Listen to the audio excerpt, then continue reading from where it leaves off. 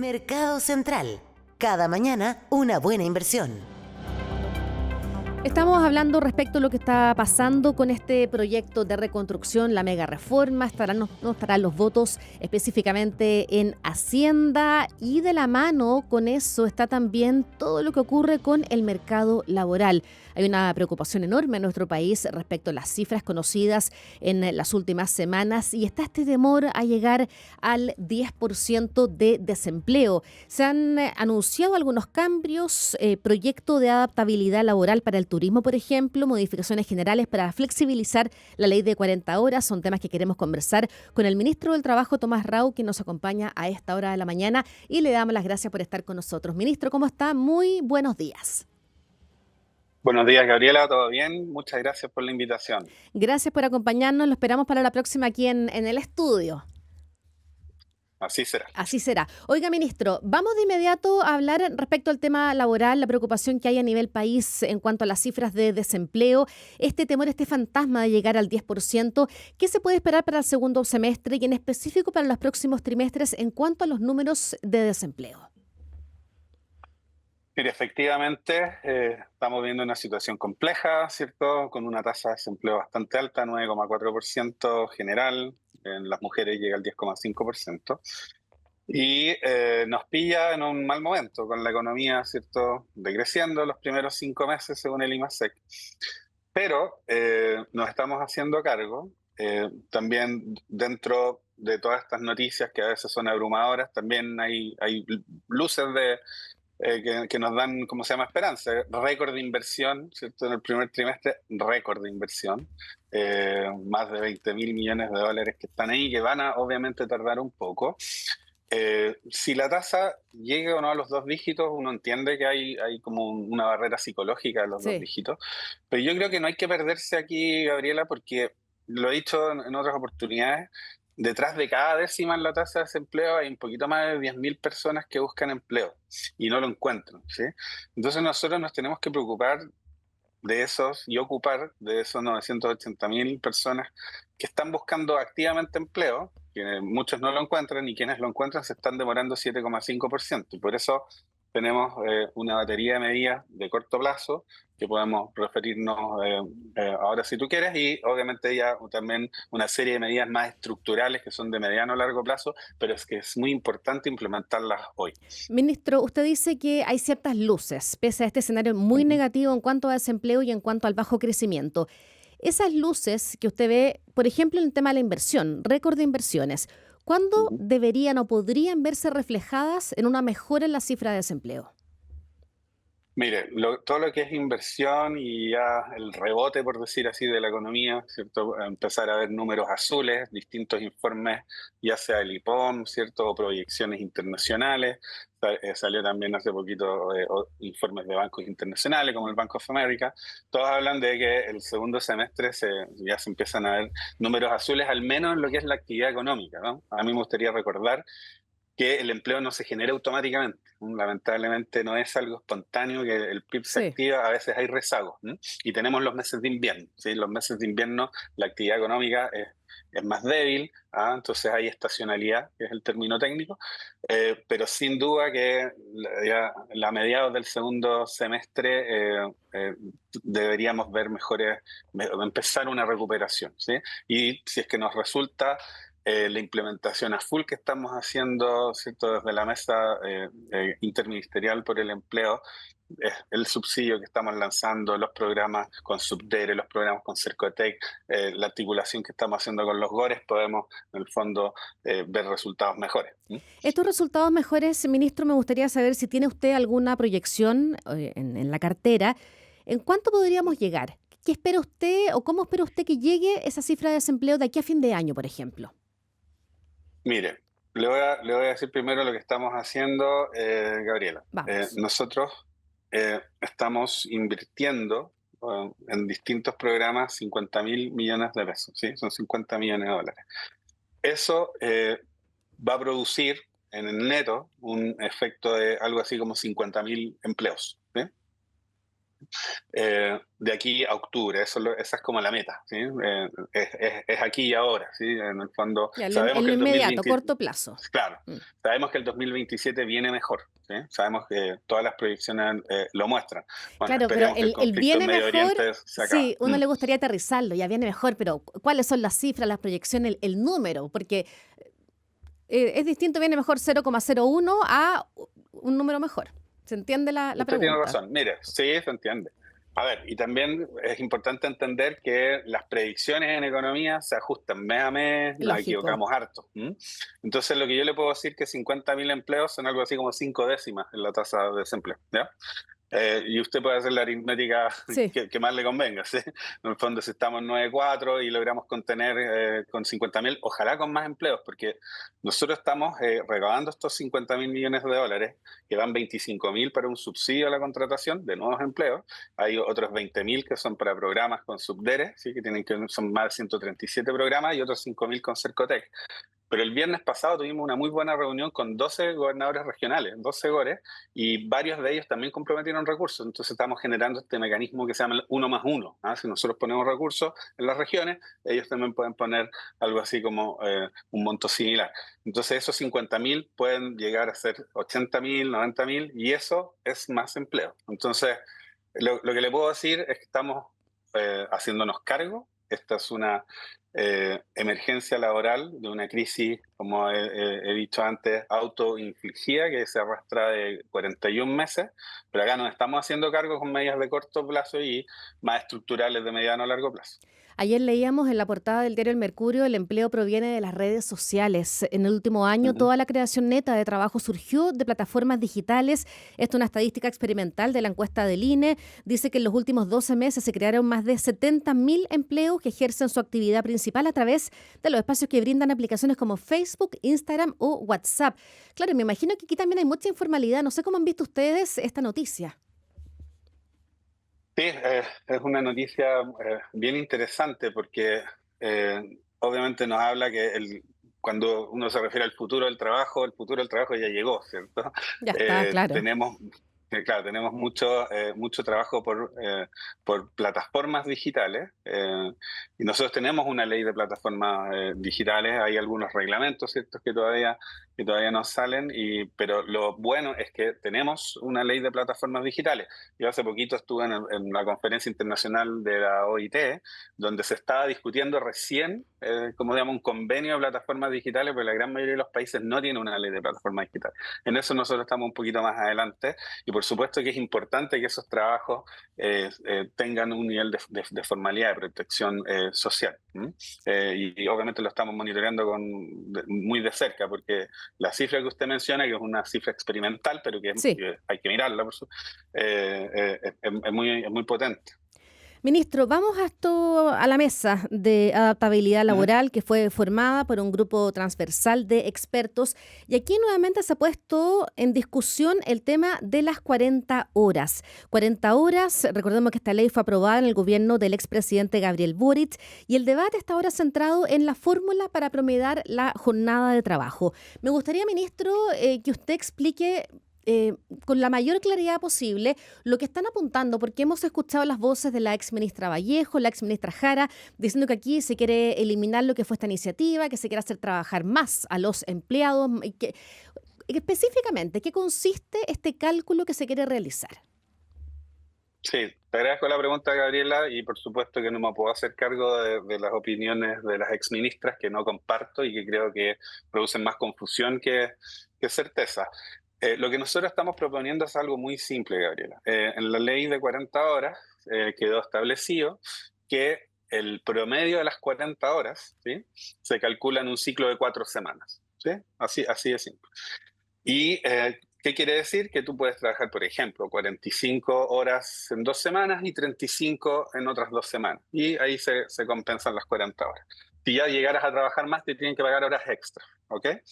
Entonces, lo que nosotros proponemos, de hecho ya ingresamos el proyecto de ley esta mañana, es que este ciclo de 4 semanas se amplíe a la mediana de los países de la OCDE, ¿sí?, que son 16 semanas. ¿Sí? Entonces, en vez de 4, se va a promediar en 16.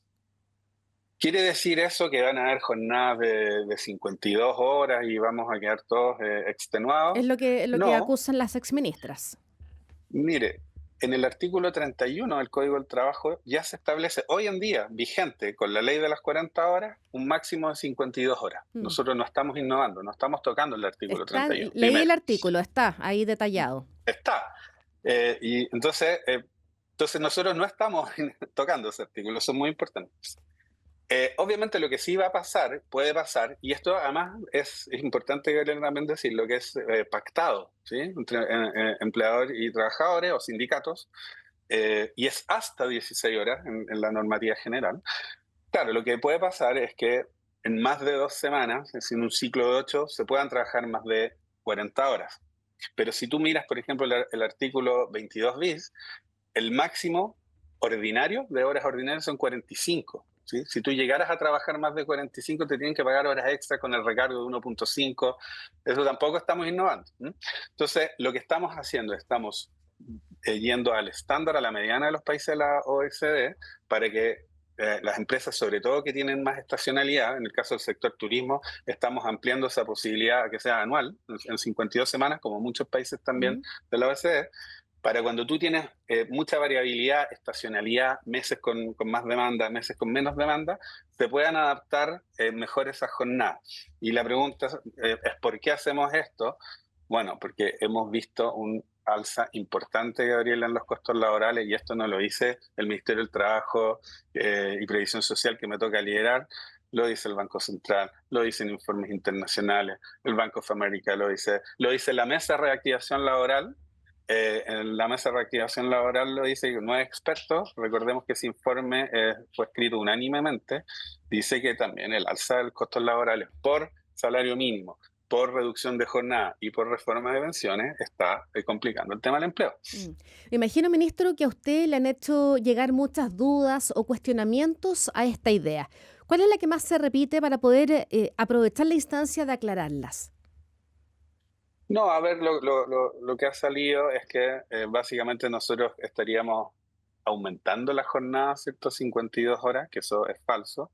La jornada es de 40, es más, a nosotros nos tocó reducir la jornada de 44 a 42. Es Mm. decir, si hay un gobierno que ha reducido más la jornada, somos nosotros. ¿Sí? Eso lo hicimos el 26 de abril. Y siempre dijimos, nosotros vamos a honrar el cronograma, vamos a reducir la jornada y de nuevo, lo que estamos haciendo ahora, estamos ampliando el ciclo de cálculo. Eso es lo que estamos haciendo. Eh, Le agrego un dato. Si usted mira los datos del INE, y ve cuántos trabajadores trabajan, declaran haber trabajado la semana anterior horas extra, es cerca de un 4%. ¿Ya? Es un 4% de los trabajadores. Mm. Acá. Entonces, primero, dimensionemos un poco los números. Entonces, acá no se trata que por ampliar el ciclo de cálculo todos vamos a trabajar 52 horas toda la mitad de la semana. Eso es absolutamente fuera de la realidad. Claro, dicen que es un proyecto, un traje a la medida para los empresarios, de que esto de que se tiene que acordar con los empresarios, con el sindicato va a ser muy difícil, que te van a hacer trabajar esta mayor cantidad de horas en ciertos periodos del año que después te van a despedir. Claro, se han ido surgiendo muchas dudas o cuestionamientos en las últimas horas. Mire, yo lamento que se instalen siempre ambientes de desconfianza. Nosotros tenemos una crisis laboral, ¿cierto? De larga data, ¿sí? Que se está incubando desde hace 41 meses. No perdamos eso de vista, Gabriela, yo creo que es importante eh, remarcarlo. Acá no es que el mundo esté en crisis, ¿sí? Usted sabe, el promedio de desempleo en los países de la OECD está en torno a 5%. Mm. Nosotros estamos en 9,4%. Sí. En la región, en Latinoamérica, poco sobre 6%. Nosotros estamos en 9,4%. Nosotros hemos tomado acciones que nos están causando esta crisis de empleo y tenemos que, de alguna manera, hacer los cambios estructurales y uno de ellos es ampliar el ciclo de cálculo de las 40 horas para poder adaptar mejor ese es uno de los cambios. Ministro, lo quiero poner en un escenario. Usted ya lo ha dicho, estamos viviendo una crisis de desempleo hace más de 40 meses, 9,4%, está este fantasma, la cifra psicológica de llegar al 10%. Este proyecto, esta ley de 40 horas va escalonada, o sea, vamos en las 42 horas. Ujú. Yo le pregunto, ministro, si las condiciones no mejoran por X razones, ¿está abierto el gobierno a evaluar modificar la ley de horas semanales, o sea, postergar la etapa de 40 horas y dejar por más tiempo el de 42 horas ya vigente? Le voy a ser bien franco, Gabriela, eso no ha estado en la discusión. Eh, no lo hemos conversado ni a nivel ministerial ni con distintos actores. Eh, Esto, por supuesto, que uno tiene que ir evaluando. Eh, Nosotros tenemos la convicción de que la economía va a repuntar. Tenemos buena información de que eso va a ocurrir. Por supuesto, el desempleo demora, ¿m?, Mm. en caer. Pero lo quiero decir con toda claridad para que después no se me malinterprete, no está en evaluación una postergación del cronograma. ¿M? No, Perfecto. eso no lo hemos evaluado. Son muchos los economistas, expertos, autoridades que han dicho que las leyes aprobadas en el gobierno anterior están dificultando justamente esto que estamos comentando, la generación de nuevos empleos, como Ley 40 horas, como el aumento del sueldo mínimo, la reforma previsional también y su Ujú. aplicación. Usted también eso me imagino que tiene ahí todos estos temas puestos sobre la mesa para ver cómo, por dónde armamos todo esto para salir adelante y poder mejorar los números. Efectivamente, nosotros, primero recordar, en la primera semana de gobierno retiramos el proyecto de negociación ramal porque consideramos que era negativo para el empleo y a subir los costos. Nosotros también presentamos un proyecto de salario mínimo responsable con un ajuste de IPC, ¿sí?, para poder recuperar el poder adquisitivo, pero que no siguiera presionando, ¿cierto?, al alza el salario mínimo que está generando desempleo.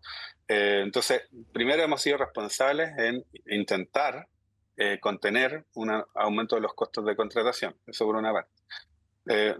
Segundo lugar, estamos adoptando las medidas importantes pro empleo. Por ejemplo, hay una que ya se nos olvida, pero nosotros presentamos indicaciones al proyecto Sala Cuna Universal y por primera vez un proyecto Sala Cuna Universal logra salir de la Comisión de Sí. Educación.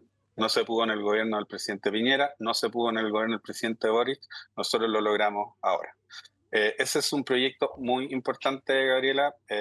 ¿Por qué? Porque no solo elimina una distorsión en el mercado laboral de larga data, 109 años, sino que elimina un impuesto a la contratación de mujeres que se ha hablado mucho, pero en el fondo se ha avanzado poco. Y nosotros estamos logrando avanzar con ese proyecto. Está el tema de esta flexibilización en el ciclo de cálculo de las 40 horas. Estamos trabajando también patrocinamos el contrato por horas, que está en la Comisión, ¿cómo se llama?, Trabajo del Senado. Estamos trabajando en una propuesta de indemnización por años de servicio. Entonces nosotros estamos comprometidos en intentar, ¿cierto?, contener estos efectos negativos de los cambios que se hicieron antes. Acá nadie está diciendo que es malo ahorrar más para tener mejores pensiones, que no se malinterprete. Ahorrar más para tener mejores pensiones, obviamente que es positivo y fue una reforma muy postergada, ¿sí? Pero si tú aumentas en 7 puntos la tasa de cotización, aumentas, por ejemplo, el salario mínimo fuertemente. Nosotros este año logramos al menos hacer un reajuste responsable de IPC.